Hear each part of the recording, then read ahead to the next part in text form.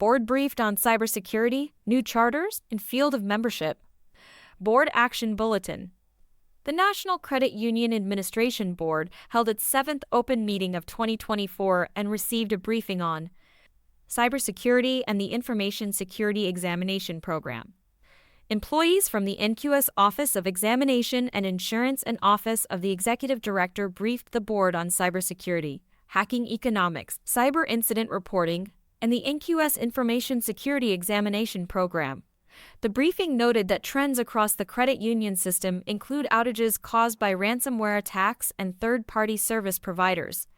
Staff reported that from September 1, 2023, when the NCUA's Cyber Incident Notification Rule became effective, through August 31st of this year, credit unions reported 172 cyber incidents, of which 742, nearly 7 in 10, were related to the use or involvement of a third-party vendor.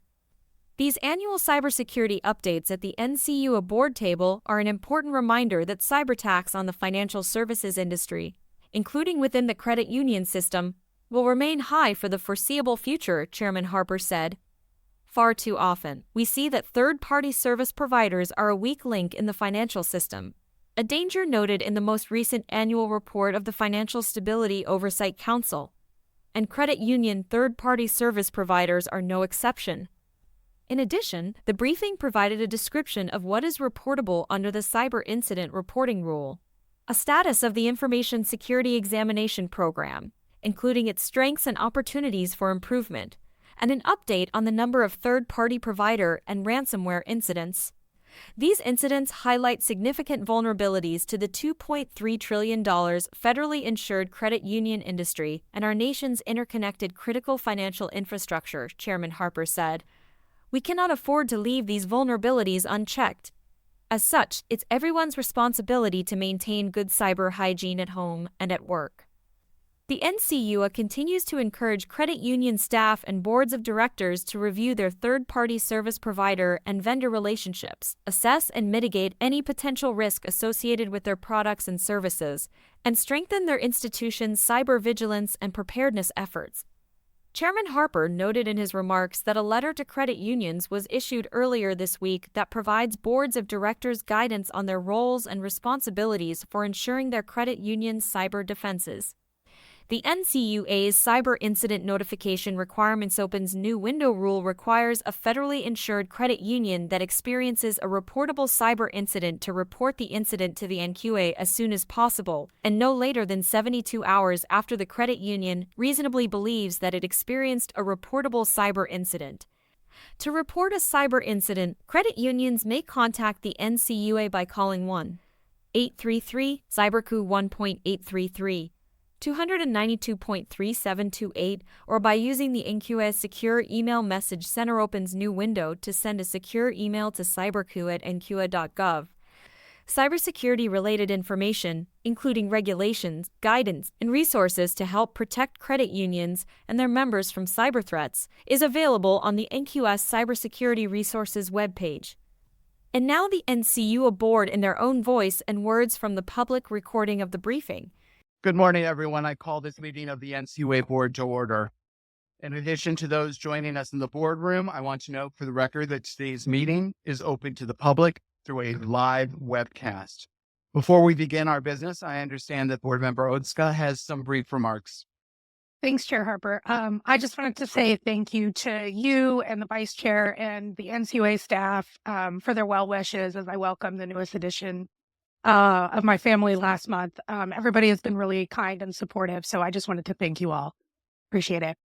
So we certainly welcome the news of her arrival here at the NCUA and wish you well in all the weeks ahead. I know it takes adjustment with a newborn in the house. I just want to say this, if I may. In life, may Zoe have an open mind, a caring heart, and a generous soul. May she also read often and learn much. Additionally, I see a credit union account in Zoe's future. After all, I learned important lessons about budgeting, saving, and compound interest from the mom and dad credit union when I was just 7 years old. I'm sure that you're going to do the same with your family. With that, let me pause and see if the Vice Chairman has any words.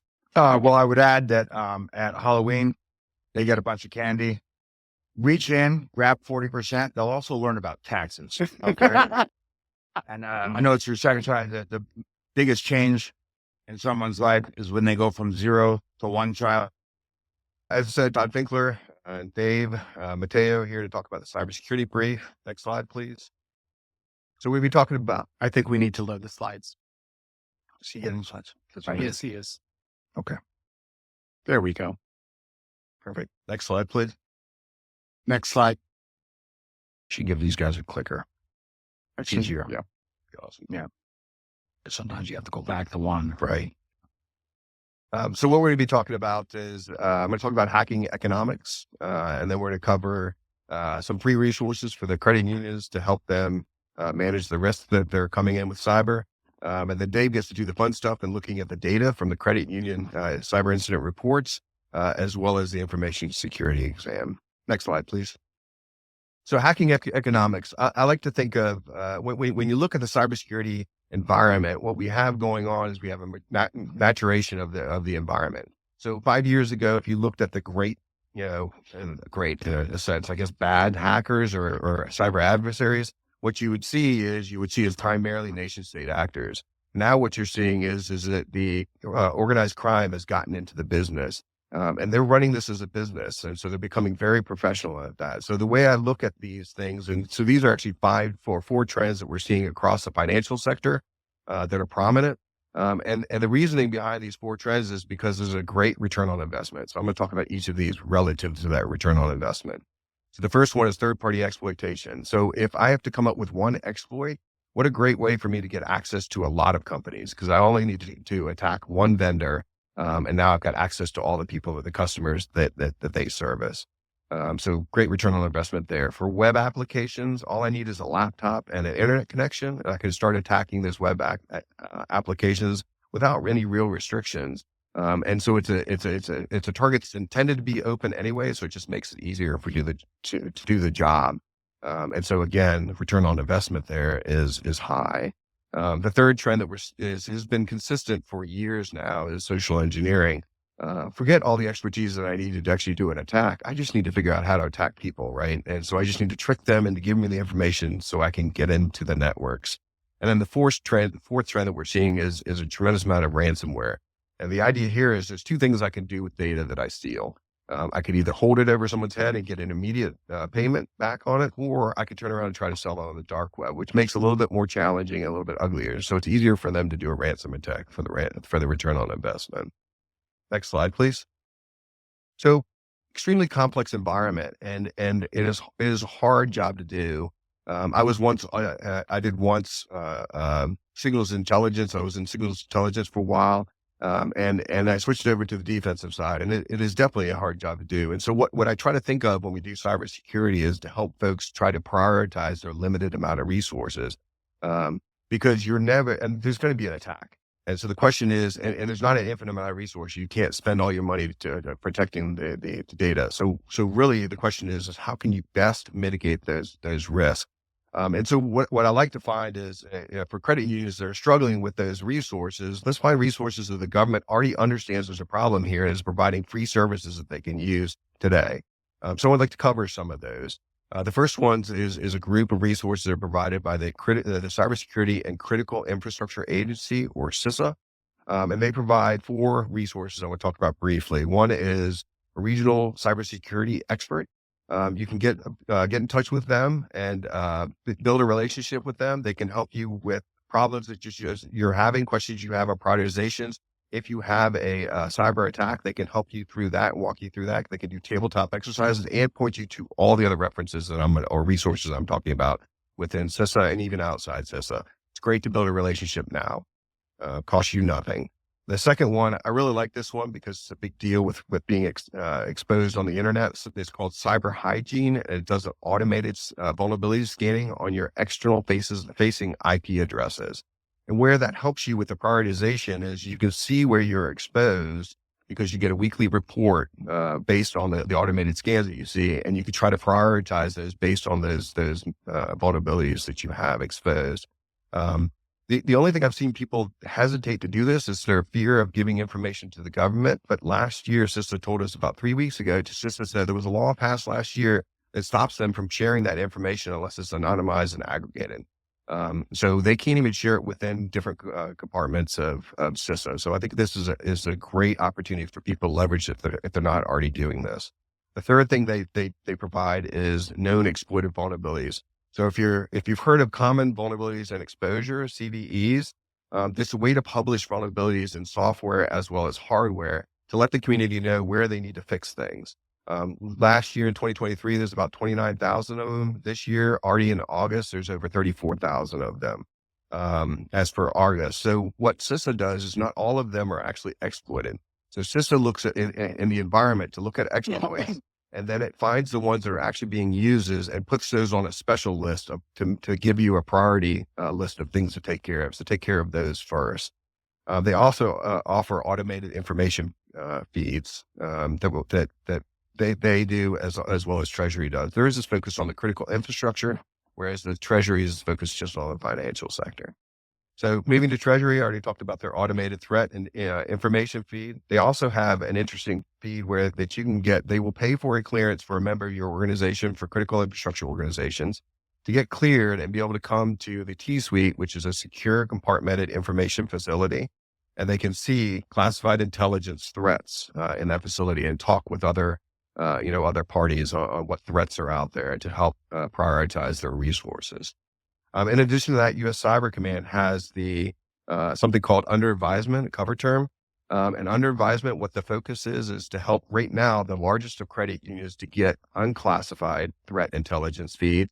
And they're working to get the resources to expand that program to the rest of the critical infrastructure. And before we leave this slide, where can people find this on our website, or what websites can they go to? That is a great question. So I have all the resources, and we're working to update our website to contain that underneath the cybersecurity references and resources page. Great. So this is all I have on here, and I'm going to pass it over to Dave to talk about the fun stuff, the data that we've been seeing. Next slide, please. All right. Thank you, Todd. Good morning, Chairman Harper, Vice Chairman Hotman, and Board Member Otska. Early in the presentation, Todd spoke about the broader cybersecurity landscape. And now I will talk about the top trends that we are seeing from the incidents credit union reported to us in the last year. So ransomware attacks and business email compromises are not unique to credit unions and are consistent across all critical infrastructure sectors. However, we're also seeing outages caused by third-party providers and attacks against the security of ATMs. In the next few slides, I hope to provide some additional detail about each of these areas. Next slide, please. Between September 1st of 2023 and August 31st of 2024, that's the first year since the cyber incident reporting rule, we received over 1,000 incident reports to our cyber incident credit union reporting system, also affectionately known as SICRs. The upper left pie on this slide represent incident reports about ransomware, business email compromise, ATM tampering and fraud, and a combination of other things such as person-to-person transfers, wire fraud, and BIN attacks on debit cards. Nearly 70% of all incident reports are related to third-party service provider. And the 742 third-party incidents, do not represent a one-to-one relationship with credit union incidents, but represent 13 specific events.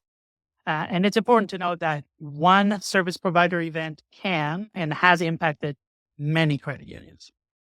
Next slide, please. Ransomware attacks are quite common and are increasingly problematic because they often result in some form of loss of availability, data integrity, or confidentiality of member information. The credit union reporting trends about ransomware are the same as the overall U.S. financial sector report. According to the FBI's Internet Crimes Complaint Center 2023 annual report, the financial service sector is the fifth most targeted critical infrastructure sector. And ransom demands are on average between $1 and $10 million, with payment most typically demanded in Bitcoin. To prepare against ransomware, credit unions should maintain offline and encrypted backups of critical data, must implement zero trust architecture, create, maintain, and regularly exercise a basic cyber incident response plan, and the associated communications plan that includes response, and notification procedures, and ensure that they have a plan for resiliency of continuity of operations in the event of a ransomware attack. It is important to know that paying a ransom could violate the Office of Foreign Assets Control sanctions and lead to enforcement actions. Planning to pay a ransom is not a plan for resiliency. Next slide, please. Anyone with an email account, as Todd mentioned earlier, is vulnerable to phishing and social engineering, and these methods can often lead to credential theft and business email compromise. Business email compromises remain a viable tactic in the financial sector and make up 29% of the 330 non-vendor related credit union incident reports that I showed earlier. ATM incidents include skimming and shimming, which result in the unauthorized capture of card and PIN information. And number two, exploits of ATM hardware and software that result in jackpotting withdrawal limits. These sophisticated forms of financial fraud represent 36% of the 330 credit union incident reports that I mentioned earlier, excluding the third-party cyber incidents.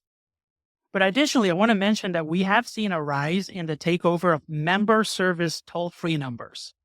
And credit unions should add measures to their accounts to prevent telecommunication companies from being duped by fraudsters. Lastly, bad actors exploit vulnerabilities, especially unpatched ones. So credit unions should move quickly once issues are identified and remediate critical vulnerabilities after any patches are issued. Next slide, please. Information sharing is critical to protecting the credit union system and the share insurance fund. And information received may allow us to proactively alert credit unions. We have noticed that credit unions might not be reporting all incidents that require notification. NCUA sometimes finds out about incidents through news reports or social media, at which time we may reach out to the credit union and request incident information. For example, during a July IT outage that disrupted vital member services across the globe, NCUA received only 60 reports from credit unions. Also, credit unions should provide incident updates as information becomes known throughout the entire lifespan of the incident. The NCUA may also reach out to credit unions or named incident contacts whenever we require additional information. We also encourage credit unions to form relationships with their FBI field office before an incident occurs. And also, any legal representation agreements should not preclude or prohibit anyone from working with law enforcement. Next slide, please. Last September marked the 1 year since the implementation of the NCUA Cyber Incident Reporting Rule. As a reminder, this slide outlines the definition of a reportable incident that must be reported to NCUA. I want to provide some examples of reportable incidents. So, for example, if a federal insured credit union becomes aware that sensitive data is unlawfully accessed, modified, or destroyed, or if the integrity of a network or member information system is compromised. There are many technical reasons why a service may not be available at any given time. For example, when a computer server is offline for maintenance or system is being updated.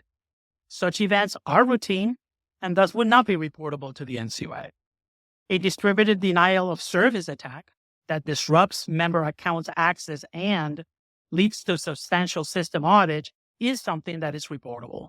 However, events such as blocked phishing attempts, failed attempts to gain access to a system, or unsuccessful malware attacks would not be reportable.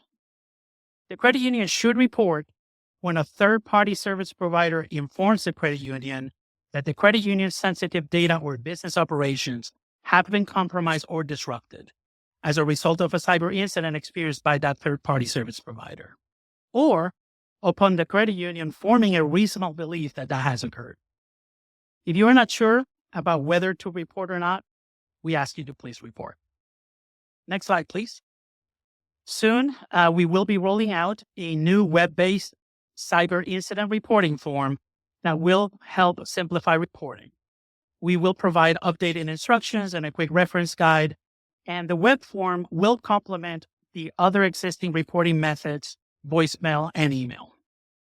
NCUA and the Cybersecurity Infrastructure Security Agency, CISA, met in August to discuss the notice of proposal rulemaking comments that were received either from credit unions or about credit unions in regards to the Cyber Incident Reporting for Critical Infrastructure Act, commonly known as CIRCIA.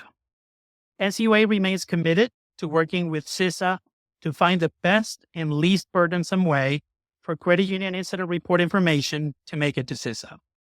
The new web form I mentioned will help us capture the information that CISA is interested in. And we will continue to collaborate with other federal agencies to ensure awareness of best practices across the financial sector, share information, and minimize the burden to credit unions. Next slide. Since the implementation in early 2023, examiners have completed nearly 2,400 information security examination assessments, also known as ICE. From those nearly 2,400 assessments, we have found that smaller institutions, and those are 50 million or less, are doing well in terms of critical cybersecurity controls, such as implementing antivirus and anti-malware protections, patching critical systems and applications, and access controls. Additionally, more than 93% of them maintain backup and recovery plans for critical systems and services. For credit unions greater than 50 million in assets, they're doing well in maintaining board-approved policies and procedures and implementing network security controls, such as firewalls and intrusion prevention systems, as well as cybersecurity controls, such as antivirus and anti-malware. Next slide. When we look at the exams, the three areas with the most opportunities for improvement are information security risk assessments, business continuity programs, and incident response programs. I think we need to catch up. No, on this we're slide. actually we're caught up. Oh, good. Thanks. Sorry about that. No worries. The next group of opportunities for improvements include awareness training, security program policies, governance, and third-party risk management. We encourage credit unions of all sizes to focus on increasing their maturity in these areas. And lastly, since credit unions rely heavily on third parties for a variety of services and products, they are more vulnerable to cybersecurity threats. Risks can be mitigated with more comprehensive information about these third-party service providers. Next slide. I want to bring your attention to the NCUA Letter to Credit Unions 24-CU-02 that was published on Monday, October 21st of 2024, about the need for boards of directors to remain focused on managing cyber risks and ensuring the credit union has the necessary resources to maintain an effective cybersecurity program that aligns with its products, its services, and its risk profile. Boards should engage in ongoing education about current cybersecurity threats, trends, and best practices. And the board members do not need to be technical experts. They must know enough cybersecurity to provide effective oversight and direction for their executive teams and subject matter experts. Credit union boards of directors must approve and regularly review a comprehensive information security program that meets the requirements of Part 748 of the NCUA regulations, which include risk assessments, security controls, and incident plans.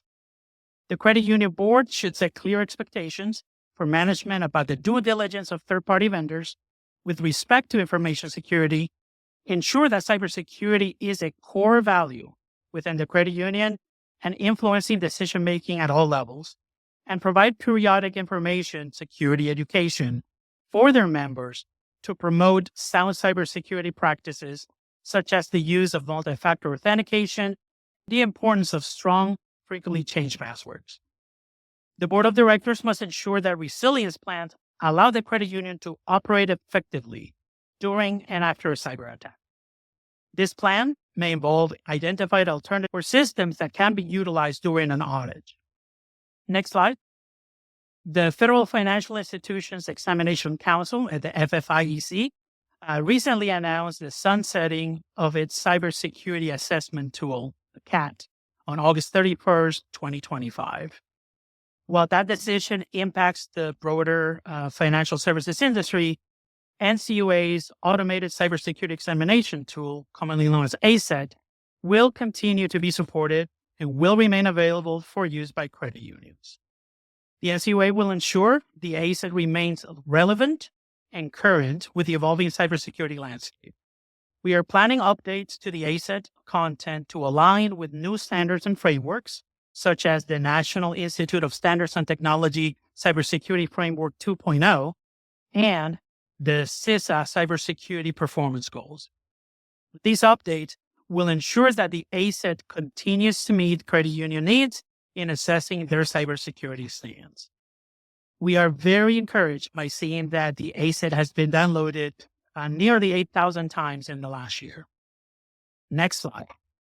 As a reminder, there are several resources available on NCUA's website, and we have a dedicated cybersecurity resources page that includes guidance, tools, and links to federal programs.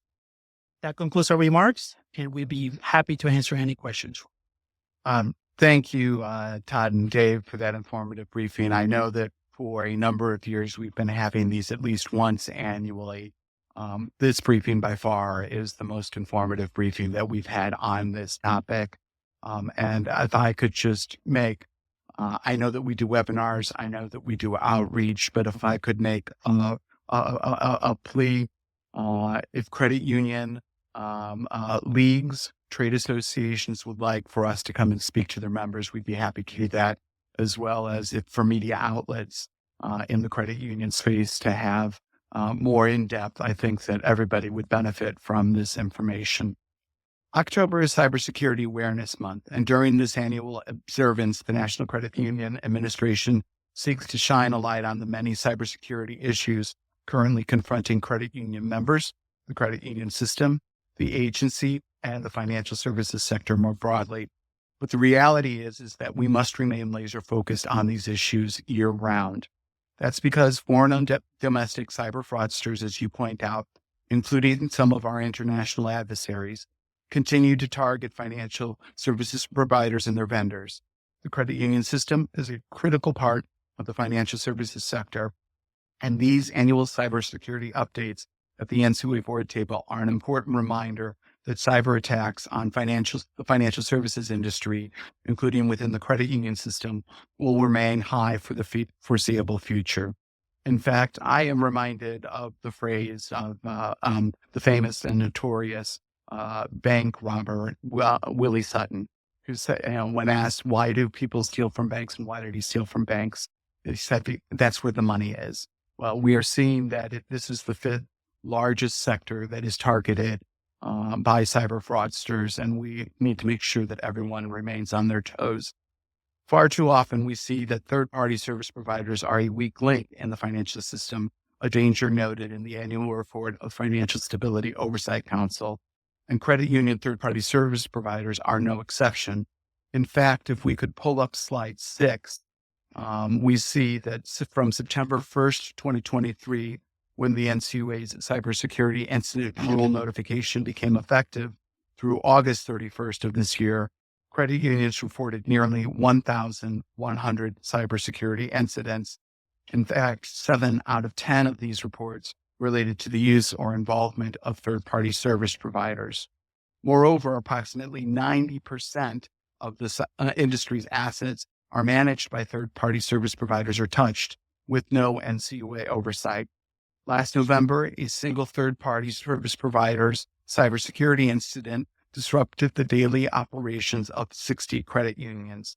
And in June, a credit union with almost $10 billion in assets reported the personal information of more than 1 million current and former members and employees had been accessed during a ransomware attack. The breach initially occurred on May 23rd, but Todd, as you pointed out, sometimes these cyber fraudsters lie in wait. The ransomware attackers actually did not shut down the credit union's online and mobile banking systems until a month later on June 29. What's more, ransomware attacks attributed to malvertising, a relatively new cyber attack technique that injects malicious digital code within digital ads, are on the rise. For this type of attack to work, the user doesn't even have to physically click on a link for the system to become infected. Instead, a simple internet search can result in malvertising that appears on the page and exploits the vulnerabilities of the internet browser. Credit union cybersecurity teams should focus, therefore, on standardizing and securing web browsers and deploying ad blocking software to protect against this very real world threat. These incidents highlight significant vulnerabilities in the $2.3 trillion federally insured credit union industry and our nation's interconnected critical financial infrastructure. We cannot afford to leave these vulnerabilities unchecked. As such, it's everyone's responsibility to maintain good cyber hygiene at home and at work.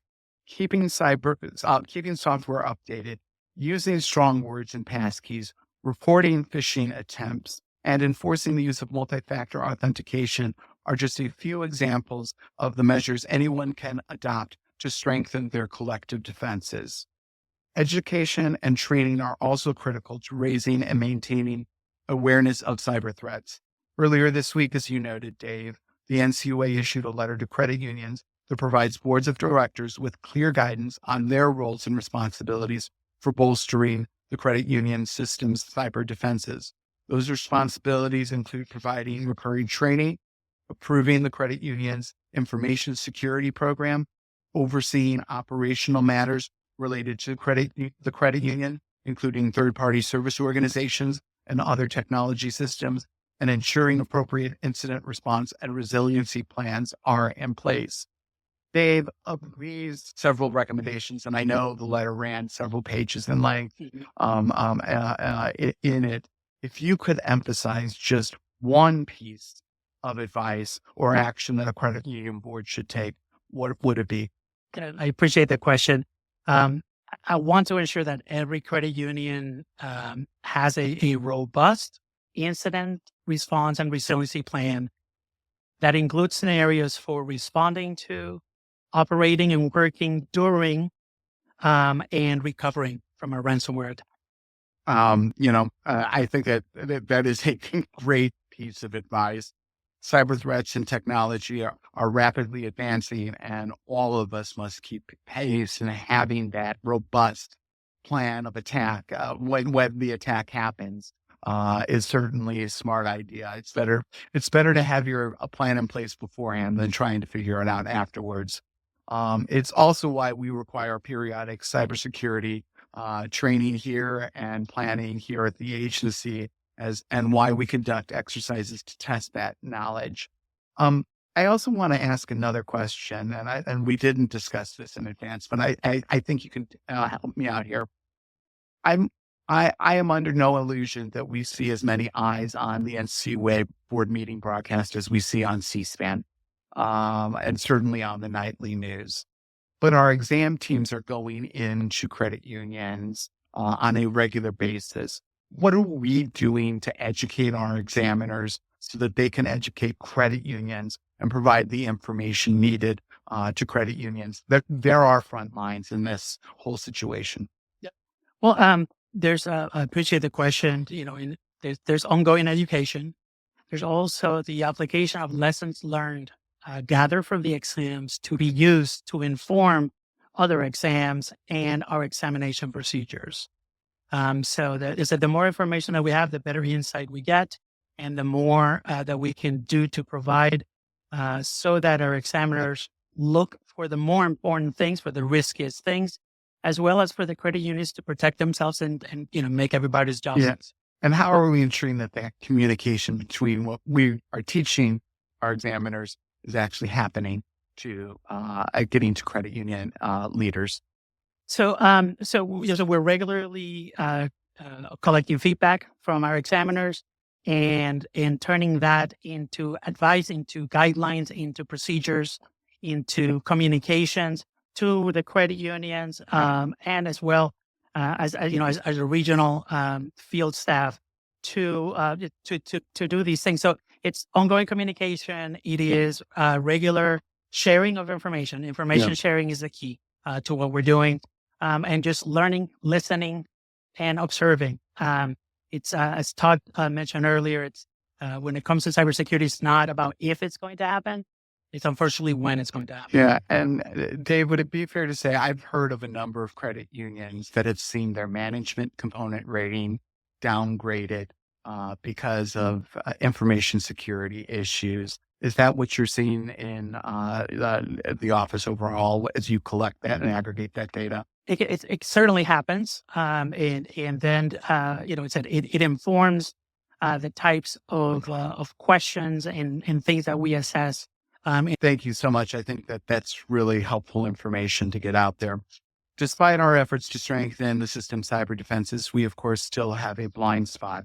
For example, NCUA's ability to analyze and assess the risk in the entire credit union system remains limited because the agency lacks the same level of oversight of third-party service providers as federal banking regulators have. Stakeholders must understand the risks resulting from the NCUA's lack of vendor authority are real, expanding, as the NCUA is not just the regulator for federal credit unions, but also the insurer. The NCUA board may need to consider changes to the normal operating level of the share insurance fund, given the additional risk of insuring an industry that more and more outsources core business operations to unregulated third-party service providers.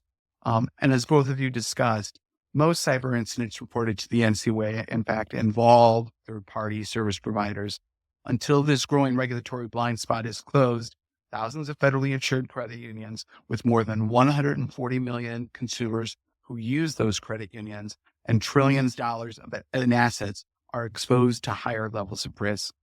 Credit union leaders must also understand that their institutions are a significant part of our nation's critical infrastructure, something that the U.S.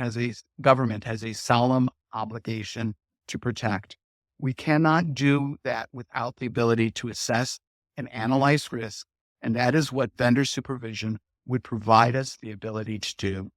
It's heartening to hear, as I speak with more and more credit union leaders, that they understand the value of the NCUA having the same vendor supervisory authority as the federal banking agencies.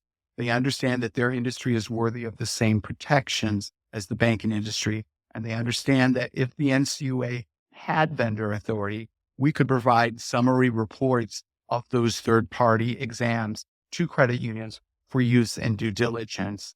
This statutory change, in other words, would eliminate a competitive disadvantage that credit unions currently have when compared to banks.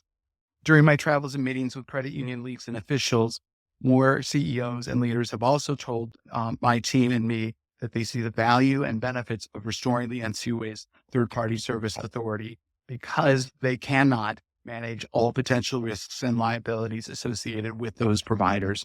I very much agree. Restoring the NCUA's ability to oversee these entities would bolster our national economic security, improve safety and soundness, and enhance consumer financial protection and anti-money laundering compliance. It would also save credit unions time and money in the long term. So it's common sense and just good business. Plus, it would give credit union members the same protection that bank consumers have. That concludes my remarks. I now recognize the Vice Chairman for his. Thank you, sir. And thanks, Todd and David, for the update. David, is your first time? Yes, sir. All right. Well done. Thank you for all the work you put into that. As Chairman mentioned, it's the fifth most targeted sector of the nation. They have money. Financial institutions they have cash. They know how to send it. So we can understand why they're targeted. And every single one of us is vulnerable. I want to compliment you on your choice of career. Cybersecurity is a growth industry, unfortunately. Do you know anybody who's good at cyber that's unemployed? Me neither.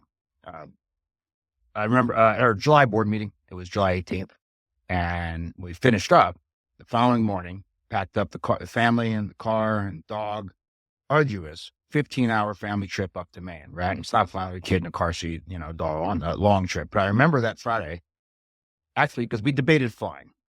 I was really glad we drove. Do you happen to remember why? Was that when the systems was a Southwest system? Because at 8 o'clock in the morning, there was a ground strike. It was the crowd strike. Delta, United, American, Allegiant halted all travel. Absolute nightmare. Now let me ask you, was that considered to be a cyber incident? It's not really, right? That was a code update that hit Microsoft Windows from CrowdStrike, right? From a cyber standpoint. My next question is, did we get calls from people who thought things were down? But I don't believe it's a cyber incident, but you're the experts here. So I believe based on our rule, that is a cyber incident because it Okay. affected the operations of the credit union. What if the local cable provider had a problem and the internet was down? Is that a cyber incident? Either way, you can't do anything. It's also a cyber incident. That's a cyber I believe incident? based on the Okay. rules, yeah. Because I remember during that whole mess, right? And it took some of these airlines until the next week to get these people going. Especially with Delta, people slept in the Atlanta airport for days. You couldn't get a hotel. Imagine you were connecting through a red because all the hotels were sold out within 100 miles. An absolute nightmare. But they were making sure that this is not a cyber attack. No one's being held for ransom or anything like that. There was a lot of talk about that. The DHS involved that this thing is terrible, but they made a whole point of saying by their standards, didn't consider it a cyber attack. Right. And, but we did get calls. I can answer that. First to add that the aspect that would have made it relevant to us is the disruption to vital member services, right? It's inevitable that many member services were impacted, And yes, even before it's fully known that it was about a poor configuration management practice. one person uploading an untested line of code in a patch and boom, And in regards to Went that down. specific event, we Okay. received 16 reports. we got 16 for that. Okay. Now, so just to be clear, if your local internet provider had a problem, right? Storm, the wires get cut, or there's just a power outage. So obviously you're not going to have internet. There's no power, right? And the average credit union doesn't have its own generator in those kind of office buildings. Is that also something that they're supposed to report per our rule? If it affects vital member services, yes. Okay. All right.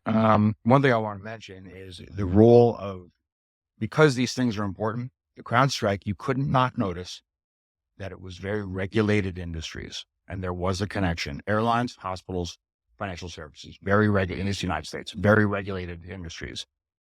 And government played a role in making this worse in a way, because as I understand it, and I don't want to get out over my skis because I don't know much about CrowdStrike in that industry, but CrowdStrike was seen as, when you were in an exam, it was a quick way to be able to move on to the next topic. Oh, you're using CrowdStrike? Okay, good. So people knew that was what regulators liked.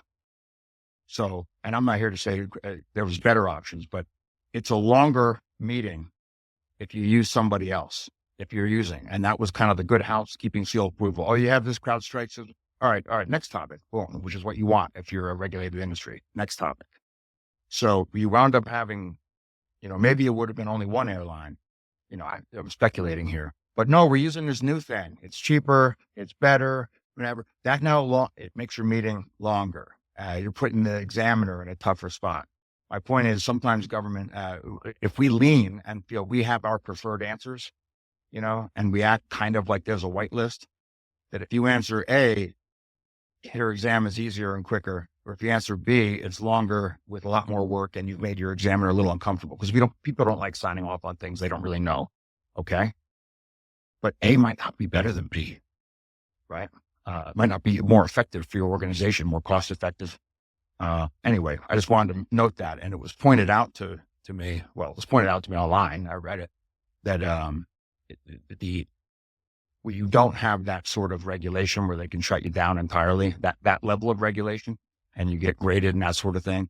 Very regulated industries. The government played a role in that. Put it that way. Also, you mentioned, usually ask for Bitcoin. I just want to defend Bitcoin for a second. The reason you do it is because it's useful, because there's no other way that any two human beings on earth can send each other money 24 hours a day with instant settlement. There's no fake deposits. You don't have to worry about if money's counterfeit. Any two humans on earth. Now, in this country, things work kind of well. Our payment system's a little creaky, but it's an absolute lifeline if your government is destroying your currency via inflation. In Argentina, where they have siesta, where they have different prices in the afternoon and in the morning. For a lot of people, it's an absolute godsend. So it's Bitcoin itself just incredibly useful, but not that great for cyber. They really have to hustle on their end, the bad guys, because what do we know about Bitcoin? Has an unalterable public database. That transaction sent from this wallet to that wallet can never, ever be erased. Bitcoin, as you know, has their redundancies built in because there's separate copies everywhere. There's no central database. It's a totally decentralized system. Their redundancies are the envy of any organization in the world because it's almost impossible to change that database. It's an unalterable transaction. So there's more of a record of it. This is why there's companies like Chainalysis and use them, tracking these things. So they have to hustle on their end to disappear and clean that wallet out and never use it again and never send any money to anybody else from that. It's difficult to do. It's a paper trail. So Bitcoin has an unalterable, unchangeable public database that can never be changed. And yes, it is useful and criminals use it. But what I always say is that if you think crypto is often used by criminals, you're going to freak out when you hear about cash. So we said, as Sherman mentioned, financial institutions have two things: data, it's useful, and they have cash. They're also savvier than some at making payments.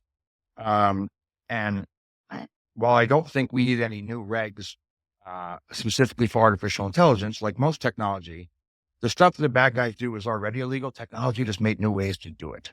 They're fraud, right? Yeah.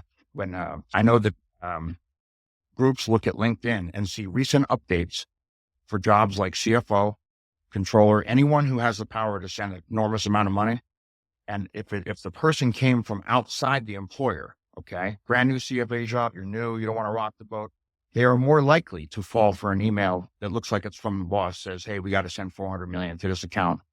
They might not realize how it is. They don't want to push back on the new job they got. So, and it used to be you could call, if the boss called you, you heard their voice. I know Todd's voice. I know if it's him. Well, that's a whole nother thing. Now it could be his voice. Hell, he could even be on the screen. So, I don't think many people actually have regs on this. The stuff is already illegal or bad. There's just new ways to do it. Hearing someone's voice used to be, more sure, than we are now. Credit unions are, one thing about them is they're quite cooperative with each other as well. They build interconnected systems, make it possible to compete with larger institutions, right? They're like that story about the school of fish that looked like the big one, whatever that story's called. But we remember interconnected is good in a lot of ways, but it's also negative, right? It provides points of leverage. So Monday, October 21, we released a letter. We mentioned it before, just to go over the 4 items in it. The agency is not asking any credit union board to be technical experts. I don't think our board considers ourselves to be technical experts, but they must be aware of the risks. And these credit unions should approve their IT information security program annually. That's not new. They should review the program annually, make sure it's evolving threat. For example, like we just said, AI makes a lot of other solutions harder. And oversee operational management. No one's asking anybody to be a technical expert, but there's things that they're responsible for overseeing. Third-party due diligence. Credit unions are responsible for who they do business with. They may have a relationship that where they get upset with their vendor that they didn't do as well. People were certainly upset with CrowdStrike. But that's still a response from our perspective. It's solely the responsibility of the credit union executive, not. Because can they manage their relationships or not? If they can't, that speaks poorly of management. And they also don't want us to start coming in and having a good list of vendors and bad list of vendors, right? That's not going to help anybody. 7 in 10 cyber incidents this year with credit unions involved a third party. So we want to make sure the requirements you have in your contracts protect third-party data. Oh, and just to finish that letter we just sent, the 4th one was incident response planning and resilience. Want to make this easy, okay? I want to tell people, because we know for a fact that people probably should have. We know that there's been people, credit unions affected that didn't call us. We know because of the numbers. We know, be 100 credit unions affected. We got 20 calls. Well, we know 80 didn't. I want to be things that are easy to do, get done. The simpler you make it, the more effective it is, the higher response rate we get, right? And we want to do our part, make it simple. And I think this reporting, this reminds me of our discussion about signing up to CLF. It's one of those things where if you do it, it's one of those things you might put off and then you do it. And you're like, wait a second, that wasn't that hard. Why did I put that off? 2-minute rule. You can do it in under 2 minutes. Do it right now. I want people to know, credit unions, that this is actually very easy to do. It's not some long government form you may be imagining the first time. Can I have a slide, please? I just Googled NCUA cyber reporting. You can put NCUA cyber. I did this in a couple of different browsers. I did it on my phone. You literally don't even have to click past that. Why? Because even on that preview part, see the number right there? Stop right there, right? If somebody's Saturday, their kid's soccer game, and someone says, boss, we have an outage. And she's like, okay, I guess we have to report that in a form. You have your phone on you. Google, boom, you are finished. All you have to do is the number. You don't even have to click on a link. See that number right there? 1-833. I'm asking every credit union CEO, whoever made the reporting, just take that number and I would put it in your contacts. If you're like us and you have two phones, you have a personal, put it in there. That's going to help you on Saturday when you're watching your daughter's soccer game. Just put that number in. I would save it like Cyber NCUA or something. If you want to be good, I would also put in the contact itself your charter number to have it handy. Like I have United Airlines customer service in here. I also have my Miles Plus number right there in the contact, so I have it in front of me.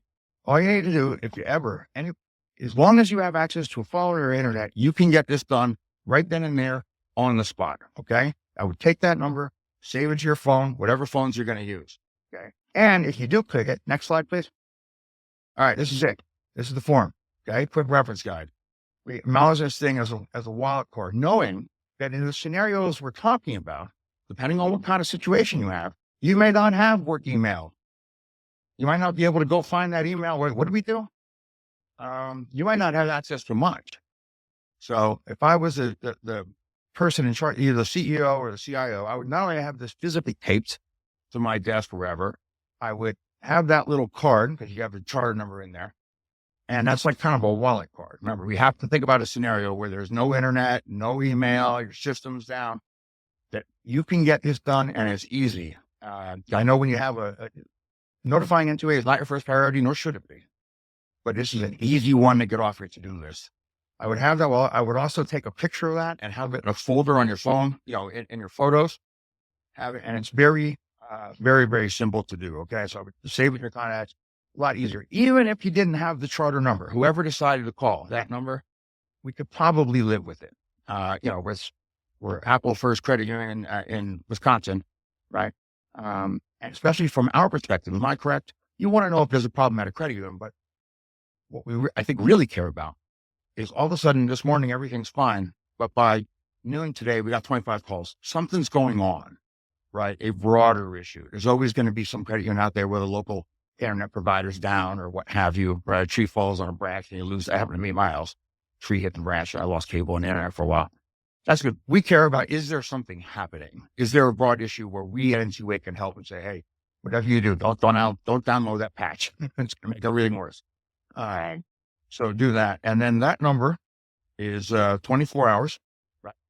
Even if you didn't have that wild card, I'm sorry, you're going to know your own name. I don't love the reporter name and title.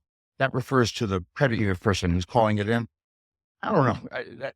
Like people think a reporter is a journalist, or maybe it's some expression. Anyway, reporter name and title. Like, I don't know. I'm not a reporter. I'm a CIT guy for the credit union, right?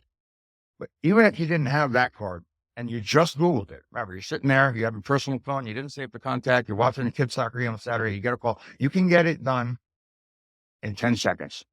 You get no information. NCUA, cyber, boom. You're going to get that number.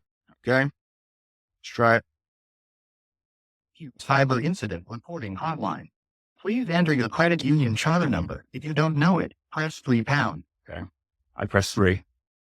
Please leave your name, title, callback number, credit union name, charter number, the date and time the incident was identified, and basic description of the incident. A description should include what functions were or are reasonably believed to have been affected or if sensitive information was compromised. Please hang up once your voicemail is complete. If the NCUA requires additional information, we will contact you shortly. Thank you. All right. So I downloaded the top helper virus. What happened? What do I do? Anyway, that's pretty good. Remember, the simpler you make it, the more likely you get it, right? And your response rate's going to be quicker. It's going to be higher. I don't know if every person who calls in 24 hours a day, waking up in the middle of the night at the kids' soccer game would I don't know how well known charter numbers are in terms of knowing it. But again, we could live with it if they didn't have that, right? Because remember, it says either enter your charter number, and if you don't know it, press 3, which then asks for your charter number, which you only hit 3 because you didn't know it, right? So But I still think we could live with it. Just get the call in. It's easy. Nobody's going to ding you because you didn't remember every digit of your charter number. You're the new CTO. You just got hired last week. I walk up to them right now and ask them what their employer's charter number is, right? A lot of people won't know. My point is I don't want people to get hung up. Pick up the phone, call that number. It's very easy to leave it. You have done. And like it says, we'll get back to you if we need more. But this is not a step. The incident reporting, a lot of people aren't doing it. They can choose not to do it if they want to, but I just want people to know that there's very little roadblock. It's very simple to do. This is not some complicated bureaucratic form where you're going to have to look up a bunch of stuff up. You can do it in your shorts and your dad shoes on the side of the soccer game, easy to do. Anyway, I will stop there. I just want to ask, the incident reporting, the presentation you showed us, the incident reporting form, where is that going to live? Just a good time to remind people. Sure. The form will live on the NCUA.gov, the public website, on the Cybersecurity Resources webpage, and it will go live in December. And we will be updating the quick reference guide, the contact card that you mentioned earlier, as well as providing instructions on how to use it. Sounds like not a bad thing to also actively push out. People obviously don't check our website, and they wouldn't know that there was something new to check in the first place, right? We could push it out, see attachment, print this out, take your, desk. That concludes my remarks. Thank you so much. One of the things I like about everybody putting it into their contact list is it helps protect against malvertising when they do the search overall. I'd like to actually take your suggestion one step further here. Perhaps we could update our examination guidelines that we push out that 2-pager to everybody at every exam and just make it a normal course of business. Physically handed to them. I think that would be a great way to do it. Board Member Otska, you're not recognized. Thank you, Chair Harper. And thank you, Dave and Todd, for the briefing and for your work to keep the NCUA and the credit union system safe from cyber attacks. As you mentioned during the briefing, cyber attacks come in all forms: ransomware, attacks to ATMs, emails, and it can affect credit unions of all sizes.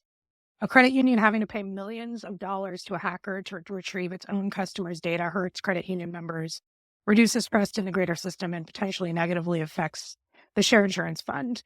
So I'm happy to support the work that you and your team are doing to implement the new cyber incident reporting web form and continue to build out the information security exam program. Just want to clarify one thing. Credit unions, I think it's great that we demonstrated how easy it is to report. Can you remind us all how long credit unions have to report, what the time frame is, especially seeing as how it's so easy to do, and whether it's required to do so? I'll take that question. Thank you for the question. The credit union should report within 72 hours from when they reasonably believe that there's been a cyber incident. Okay, great. And what we're looking for, right, is for incidents at the credit union. Are we also looking for incidents at third parties, anything affecting the credit union's operations? Yes. Yeah. Okay, great. Thank you. I'd also be remiss if I didn't highlight, something that Chair Harper, I think, raised, that the NCUA needs third-party vendor authority to fully safeguard our system of cooperative credit from cyber threats. I think that chart that you all presented of the percentage of incidents involving third parties is really, it demonstrates that that's really where a lot of the issues are. And I've talked to a lot of credit unions who have had difficulties when they have those incidents with their third-party service providers. We lack the critical oversight of third-party vendors that our banking agency counterparts have. And I know credit unions kind of have to turn to a lot of third-party service providers in a lot of ways to do back office operations, to protect data. But these third parties can also be exploited as backdoors into credit unions' processing systems. And so we've seen how agencies' lack of authority and limited insight into a critical component of the credit union ecosystem has impacted our ability, the NCUA's ability, to help credit unions respond to cyber threats and cyber attacks in real time. And I think, I've also I also understand it hinders us in some ways from working with other agencies to minimize vulnerabilities in the broader financial system. So I just want to say, I do think it's imperative that we continue to work with Congress to restore this much needed authority to the NCUA.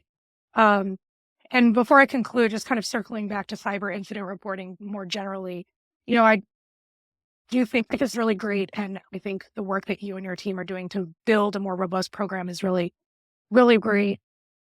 Important. Remember, I think the NCUA, as a government agency, I think credit unions, of course, have a responsibility to manage their operations, to manage their credit unions themselves. But we have a responsibility to make sure that they are doing so in a safe and sound way that protects the members. Because credit union members who are working, who are taking care of their families, they don't have time or the expertise to double check whether their credit union is monitoring their third party, systems, or, paying attention to the latest cyber threats that might be happening.